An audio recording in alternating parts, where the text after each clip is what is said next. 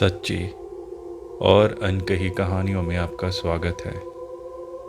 हर हफ्ते दो नई और सच्ची कहानियाँ आपके सामने आती रहेंगी।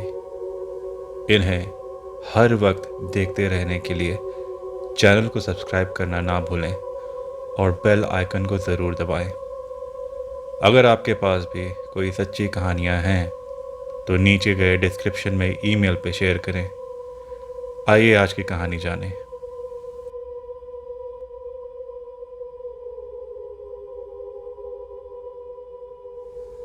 ये कहानी मुझे मेरी माँ ने सुनाई थी। मेरी माँ एक छोटे से शहर से संबंध रखती हैं और ऐसा माना जाता है कि उस गांव में कुछ बुरी शक्तियां भी वास करती हैं। ऐसे ही एक बुरी आत्मा से सामना हुआ मेरे नाना जी का। वह चुड़ैल थी, खुले बालों और सफ़ेद भयानक चेहरे वाली चुड़ैल। ठंड का समय था। शहर में घना कोहरा छाया हुआ था। मेरे नाना एक बड़े अधिकारी थे। रोज़ की तरह उस दिन जब मेरे नाना अपना काम ख़त्म कर दफ्तर से घर की ओर जाने लगे तो रास्ते में पड़ने वाले बाजार से वह कुछ सामान लेने के लिए रुके।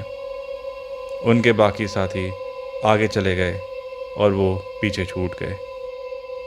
सामान लेते लेते उन्हें टाइम का पता ही नहीं चला और जब नाना जी ने अपनी घड़ी देखी तो टाइम देखकर उन्हें लगा कि आज घर पहुंचने में बहुत देर हो जाएगी। उन्होंने सोचा, जंगल के रास्ते अगर जाऊं तो जल्दी पहुंच जाऊंगा। इसलिए उन्होंने जंगल की ओर गाड़ी घुमा ली। काफ़ी अंधेरा हो गया था। नाना जी तेज़ गति के साथ गाड़ी चला रहे थे, लेकिन अचानक उनकी गाड़ी के आगे एक औरत आ गई। उन्हें झटके से ब्रेक मारनी पड़ी। जो औरत गाड़ी के सामने आई थी वो तेज तेज रो रही थी। नाना जी को लगा कि वह ज़रूर किसी मज़दूर की पत्नी होगी जो रास्ता भटक गई है। रास्ता सुनसान था, इसलिए उन्होंने सोचा कि इस महिला की मदद की जाए। उन्होंने उस औरत से पूछा कि वो यहाँ अकेले क्या कर रही है। उसने कोई जवाब नहीं दिया और ज़ोर ज़ोर से रोने लगी। ऐसा लग रहा था मानो सारा जंगल उसकी आवाज़ से गूंज रहा है। नाना जी ने पूछा, उसका घर कहाँ है? वो तब भी चुप रही। नाना जी ने उसे बोला कि तुम मेरे साथ मेरे घर चलो, सुबह तुम्हें तुम्हारे घर छोड़ दूंगा। वह नाना जी के साथ चलने के लिए तैयार हो गई और गाड़ी के पीछे वाली सीट पर बैठ गई। रीति रिवाज के कारण उसने अपनी सीट पर घूंघट डाल रखा था, जिसकी वजह से उसका चेहरा छिपा हुआ था। घर पर सब नाना जी का बेसब्री से इंतज़ार कर रहे थे। जैसे ही उनकी गाड़ी की आवाज़ आई, सब बाहर निकले। जब उस महिला के बारे में घर में पूछा गया तो नाना जी ने सारी कहानी बताई। नाना जी ने कहा, आज खाना यही बना देगी। लेकिन मेरी माँ को उस महिला पर शक हो गया था। उन्हें लगा कि यह कोई चोर है जो घर का सामान चुरा कर भाग जाएगी। माँ ने उसे रसोई में जाकर खाना बनाने को कहा। वह बिना कोई जवाब दिए वहाँ से चली गई। रसोई में से अजीब सी आवाज़ें आ रही थी बस। रसोई में सारा सामान रखवाकर मेरी माँ ने उसे कहा कि सब भूखे हैं, इसलिए जल्दी खाना बना दे। उसे रसोई में भेज तो दिया, लेकिन माँ का मन अभी भी शांत नहीं हुआ। 10 मिनट बाद माँ रसोई में पहुँची तो देखा अभी भी वह थैले में से मछलियाँ निकाल रही थीं। यह देखकर माँ को गुस्सा आ गया। उन्होंने बोला कि अभी तक तुमने खाना बनाना शुरू भी नहीं किया है, कब बनेगा, कब हम खाएंगे? उस महिला का चेहरा अभी भी ढका हुआ था, इसलिए किसी ने उसका चेहरा नहीं देखा था। माँ उसका चेहरा देखने की कोशिश करती रही, लेकिन उन्हें उसकी झलक भी दिखाई ना दी। माँ ने कहा, कोई ज़रूरत हो तो बुला लेना, लेकिन फिर भी उसने कुछ जवाब नहीं दिया। उन्हें लगा शायद अनजान लोगों से डर रही होगी। माँ रसोई से चली गई, लेकिन जब 10 मिनट बाद वहाँ वापस आई तो रसोई का दृश्य देखकर हैरान रह गई। उनके पैरों तले ज़मीन खिसक गई, उनके गले में आवाज़ फंस गई। उन्होंने देखा वह औरत रसोई के स्लैब पर बैठकर कच्ची मछलियाँ खा रही थी। सारी रसोई में हड्डियाँ और मांस के टुकड़े बिखरे पड़े थे।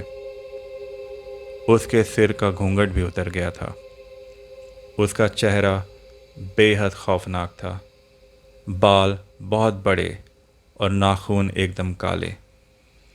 वह मछलियाँ खाने में मगन थी, इसलिए उसका ध्यान माँ पर नहीं गया। माँ भी चिल्लाई नहीं कि कहीं वह और ज़्यादा खतरनाक ना हो जाए। माँ ने एक थाल उठाया और वह चूल्हे में से जलता हुआ कोयला उठाकर उसकी तरफ दौड़ी। कोयला उस चुड़ैल पर फेंक दिया। आग की जलन की वजह से वह डायन तेज तेज आवाज़ें निकालने लगी। उसकी आवाज़ सुनकर सारा घर इकट्ठा हो गया। उसे आग दिखाकर घर से बाहर निकाला गया। उसकी आवाज़ इतनी तेज़ थी कि आसपास के लोगों को भी घर से बाहर आना पड़ा। वह डायन लोगों की भीड़ को हटाते हुए जंगल की तरफ दौड़ी। सारे लोग डर के कांप रहे थे और मेरी माँ की हिम्मत देखकर उनकी हिम्मत की दाद दे रहे थे।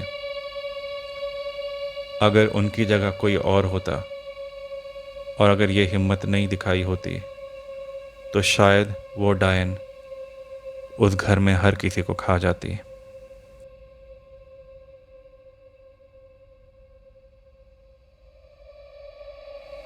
ये बात 1960 के समय की है। मैं जॉइंट फैमिली में रहता था। उस समय लगभग सभी परिवार साथ में ही रहते थे।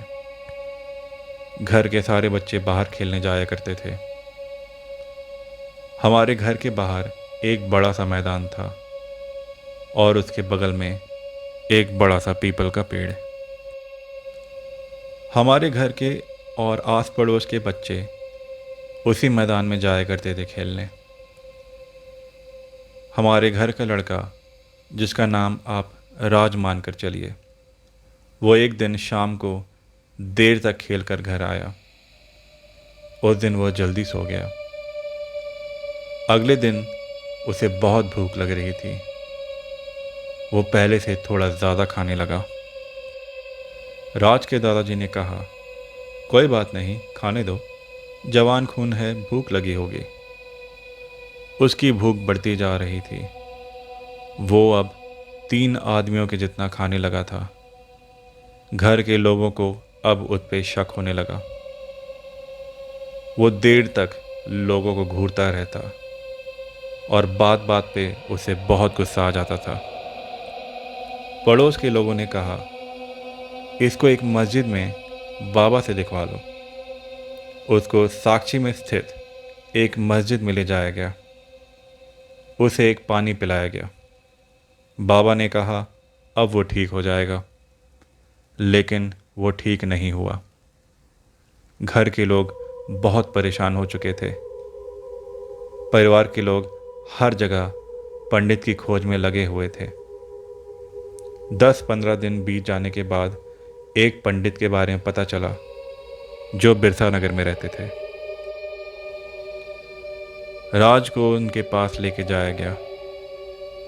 लड़के को देख पंडित जी ने कुछ मंत्र पढ़े और फिर उन्होंने बताया कि इस पे पिशाच का साया है।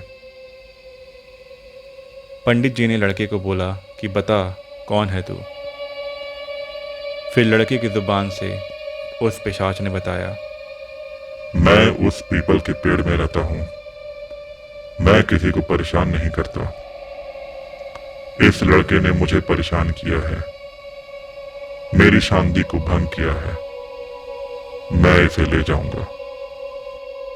राज लगातार यही एक चीज़ दोहराते जा रहा था। पंडित जी ने एक बोतल को उसके सामने रखा और लगातार मंत्र पढ़े। पूरा परिवार उनके सामने खड़ा था।